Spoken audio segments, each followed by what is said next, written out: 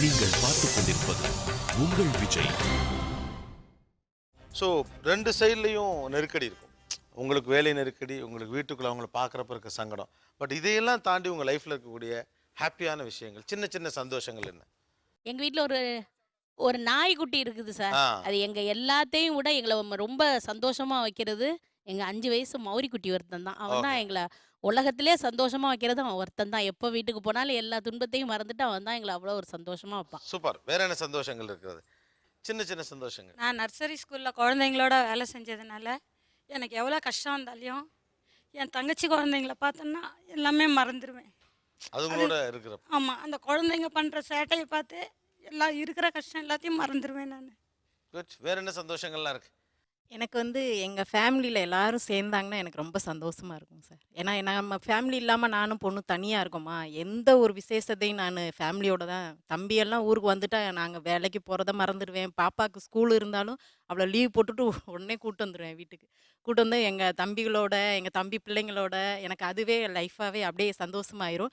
பக்கத்துல பக்கத்துல குடியிருக்கிறவங்க இருக்காங்களா, எங்க வீட்டு பக்கத்துல இருக்கவங்களோட உட்காந்து 1 ஹவர் 2 ஹவர்ஸ் அரட்டை அடிக்க சொன்னா அரட்டை அடிச்சிட்டு இருப்பேன். ஜாலி. பாட்டு பாடுவேன். பயங்கர சின்ன பிள்ளைங்கலாம் சேர்த்து வச்சுட்டு, ஆ, இந்த முன்னாடி நாங்க விளையாண்ட விளையாட்டு எல்லாத்தையும் கண்ணாமூச்சி அந்த அதெல்லாம் சுத்தி சுத்தி விளையாடுறது எல்லாமே அது வந்து எனக்கு என்னோட ஃப்ரீ டைம்னு சொன்னீங்கன்னா அதுதான்.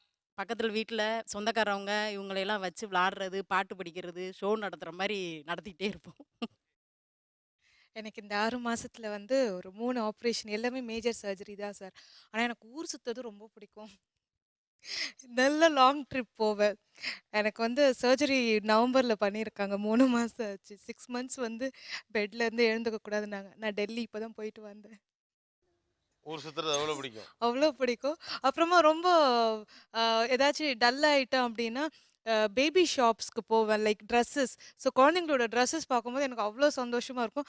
கம்ப்ளீட்டா நான் என்ன மறந்துட்டு நான் ரொம்ப என்ஜாய் பண்ண ஆரம்பிச்சுருவேன். ஏன் பேபி ஷாப்ஸ்லாம் ரொம்ப பிடிக்கும் இந்த ட்ரெஸ்ஸஸ்லாம்?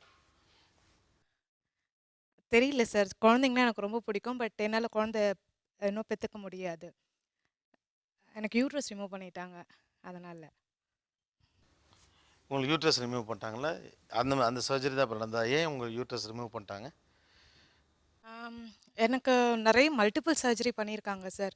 ஏன்னா ஃபைனல் ஸ்டேஜ் கேன்சர் பேஷண்ட் அப்படின்னு சொல்றதுனால, எனக்கு என்னவோ தெரியல சார். எல்லாருமே அழுவுறாங்க.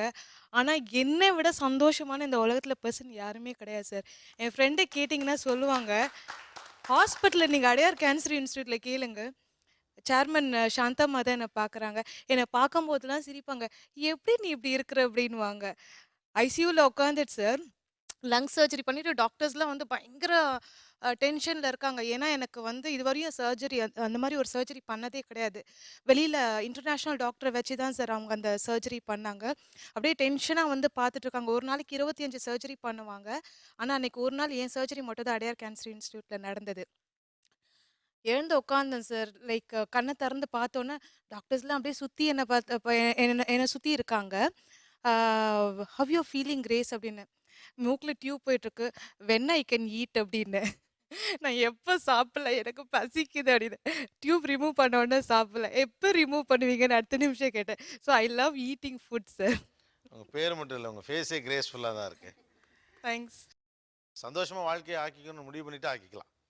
குட். இதான் வாழ்க்கையும். இதுதான் நேச்சர். ஐயோ நான் விழுந்து கிடக்க முடியாது. Life has to move on. It's a great feeling. Good. என்ன சந்தோஷங்கள் வேற? சார் நான் ஹாஸ்பிட்டலில் ஒர்க் பண்ணேங்க. நான் 1000 மேலே நிறைய டெலிவரிஸ் பார்த்துருக்குறேன். ஆனால் ஒரு பேபிஸும் பார்க்கும்போது ஒரு மாதிரி இருக்கும். ஸோ ரொம்ப கவலையாக இருக்கும்போது நான் அந்த பேபிஸ் கிட்ட போய் நின்னா போதும், அந்த பேபிஸ் எடுத்து கொஞ்சுனா எனக்கு என்னோட கவலையெல்லாம் போயிடும் சார். இன்னொன்று எங்கள் ஸ்டாஃப்ஸ் கல்யாணத்துக்கெல்லாம் போவோம் சார். நான் ஒன்றும் கிஃப்ட் கொடுக்க மாட்டேன். கல்யாணம் எல்லாம் முடிஞ்சு அவங்க டியூட்டிக்கு வந்த உடனே, உனக்கு என்னென்ன வந்ததுன்னு கேட்பேன். உனக்கு இப்போ என்ன அத்தியாவசியமாக வேணும்னு கேட்பேன். அதை வாங்கி குடுக்கும்போது எனக்கு ரொம்ப சந்தோஷம். வீட்ல 10 செட் இருக்கு சார். அத கொண்டு நம்ம பேருக்கு குடுத்தோன்னு இல்லாம, அவங்களுக்கு என்ன வேணுமோ அத வாங்கி குடுப்பேன். அவங்க வந்து சொல்லிட்டே இருப்பாங்க. அம்மா நீங்க எனக்கு வேணுங்கிறத வாங்கி குடுத்தீங்க. நான் இன்னும் அத அடுப்புல வைக்கும்போது ஞாபகமா இருக்கு. அது ரொம்ப எனக்கு சந்தோஷம் சார். இவங்க சொல்றதெல்லாம் வெறும் செய்தி இல்ல. ஒரு வாழ்க்கை. ஒரு வாழ்க்கை இது. குழந்தை அந்த குழந்தைக்கு என்ன, அந்த குழந்தைய தூக்கி கொஞ்சும்போது எல்லா கவலையும் மறப்பதும், வேணுங்கிறத கேட்டு வாங்கி கொடுத்து அதை அவங்க வக்கீல் நம்ம நினைப்பாங்க நினைக்கிறதும், ஆப்ரேஷன் முடிஞ்ச உடனே எந்திரிச்சு சாப்பாடு கொடுன்னு கேட்குறதும், குழந்தை துணியை தேடி தேடி ரசிக்கிறதும், இது எல்லாமே வாழ்க்கை, வெறும் செய்தி இல்லை. உங்களுக்கு என்ன சின்ன சின்ன சந்தோஷங்கள்? மியூசிக் கேட்குறது. மியூசிக் என் பாட்டு ஃப்ரெண்ட்ஸ் ஒரு 2-3 பேர் இருப்பாங்க. அவங்களோட சேர்ந்து அரட்டை அடிக்கிறது. அப்புறம் நான் வீக்லி ஒன்ஸ் பரதம் கிளாஸுக்கு போயிட்டுருக்கேன். அது கிளாஸு? பரதம். பரதம். ம். ம் அங்கே இருக்கிற குட்டீஸுங்கெல்லாம் பார்க்கும்போது அது ரொம்ப சந்தோஷமாக இருக்கும். என்னோட சந்தோஷம் அவ்வளோதான். சூப்பர். எனக்கு எல்லாமே கிடைச்சிருக்கு. எல்லா சந்தோஷம் கிடைச்சிருக்கு. எனக்கு கிடைக்காத ஒண்ணு காதல். அதனால மத்த எல்லாருமே வந்து ஹஸ்பண்ட் ஒய்ஃபா இருக்கிறவங்க அத்தனை பேரும் வந்து ஃப்ரெண்ட்ஸ் கிட்ட பேசும்போது அவங்க நான் எங்க வீட்டுக்கு சண்டை போட்டேன்டி, என் பொண்டாட்டி சண்டை போட்டேன்னு சொல்லும்போது எனக்கு கஷ்டமா இருக்கும். அந்த சமயத்துல அவங்களுக்கு நான் வந்து கவுன்சிலிங் மாதிரி கிடையாது. ஒரு ஐடியா சொல்லுவேன். இந்த மாதிரி பண்ணாதீங்க. உங்களுக்கு வந்து லைஃப்ல கிடைக்காத வந்து பொருள் வந்து இந்த காதல். இது வந்து ஒரு ஹஸ்பண்ட் ஒய்ஃப்குள்ள இருக்கணும். அது சாகர வரைக்கும் இருக்கணும். எல்லாருமே நல்லா இருக்கணும்ட்டு நான் முடிஞ்ச அட்வைஸ் நான் பண்ணுவேன். அதுல தான் நான் சந்தோஷத்தை அடைகிறேன். காதலை பற்றி எவ்வளோ ஷோ நடத்தியிருக்கோம். ஆனால் காதலை பற்றி எவ்வளவோ பதிவுகள் இங்கே இருந்திருக்கு. எனக்கு தெரிஞ்ச one of the best one இதான். கிடைத்தற்கரிய ஒரு விஷயம் என்பது காதல். என் வாழ்க்கையில் எனக்கு காதல் கிடைக்கல, கிடைச்ச காதலை விட்டுறாதீங்க, சண்டை போட்டுக்காதீங்கன்னு முடிஞ்ச வரைக்கும் அவங்களுக்கு போய் பண்ணுறேன்னு சொல்லுது. So nice. உங்களுக்கு சந்தோஷம் என்ன? பாட்டு கேட்குறது. ஆமாம், நைட்டு தூங்கும்போது எஃப்எம் கையில் காதில் மாட்டிட்டு தான் இப்போவும் தூங்கிட்டு இருப்பேன். அதை விட எனக்கு என்னென்னா எங்கள் தங்கச்சி பிள்ளைங்க 2 பேர் எங்கள் வீட்டில் இருக்காங்க. 2 குழந்தைங்க எங்கள் வீட்டில் தான் இருக்காங்க. தங்கச்சி வெளியூரில் இருக்கிறா. அந்த பாப்பா அவள் பேர் டாஃபினி. அவள் என்ன பண்ணுவான்னா, நான் வீட்டுக்கு போனால் என்கிட்ட ரொம்ப உரிமையாக என்ன அதிகாரமாக பேசுவாள். அது எனக்கு ரொம்ப பிடிக்கும். நேற்று கூட வரும்போது கூட கேட்டா, பெரியம்மா நான் உன்ட்ட என்ன சொன்னேன் அப்படின்னா, எனக்கு ஒரு நிமிஷம் ஒன்றும் ஓடலை, எதுக்கு இப்படி கேட்குறான்ட்டு நான் திரும்பி பார்த்தேன். தம்பியும் கூட இருந்தான். நான் உன்ட்ட ஒரு gift எனக்கு வாங்கிட்டு வர சொன்னேன்ல, நீ எனக்கு வாங்கி தந்தியா அப்படின்னா. வாங்கி தரமான்னு, நீ வரும்போது வாங்கிட்டு வரணும் அப்படின்னு சொல்லியிருக்கா. அதேமாதிரி அவள் ஆர்டராக பேசுவாள். ஆர்டர் தான். ஆமாம், ஓகே. அது எனக்கு ரொம்ப பிடிக்கும். அதேமாரி மற்ற பிள்ளைங்களுக்கும் எதனாலும் ஒரு யாராவது பிறந்த நாள்னு சொல்லிட்டா ஏதாவது வாங்கி கொடுக்கணும்னு ஆசைப்படுவேன். அதுவும் அவங்களுக்கு யூஸ்ஃபுல்லாக இருக்கணும் அப்படின்னு நினைப்பேன். யாராவது கேட்டு வாங்கி கொடுக்க முடியலன்னா ரொம்ப கஷ்டப்படுவேன். கஷ்டமாக இருக்கும். ஆக்சுவலாக உங்களை சந்தோஷப்படுத்திக்கிறதுக்கு நீங்கள் ஏதோ ஒரு வகையில் முயற்சி பண்ணிக்கிட்டே இருக்கீங்க. இன்னொரு பக்கம் வாழ்க்கையை கொஞ்சம் தொலைச்சவங்க அல்லது வாழ்க்கை நெருக்கடியை அந்த புழுக்கத்துக்குள்ளே இருக்கிறவங்க தங்களுடைய சந்தோஷத்தை பெரும்பாலும் குழந்தைகள்கிட்ட தேடுறாங்கன்னு தோணுது. அந்த குழந்தை பருவத்து குழந்தைகள் தொடர்பான விஷயங்கள்கிட்ட தேடுறாங்க.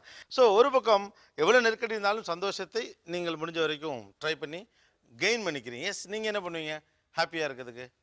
உங்களுக்கு சின்ன சின்ன சந்தோஷம் என்ன? என்கிட்ட வந்து யாராவது பாசமாக ஒரு சாப்பிட்டியா அப்படின்னு சின்னதாக கேட்டால் கூட எனக்கு ரொம்ப சந்தோஷமாக இருக்கும்.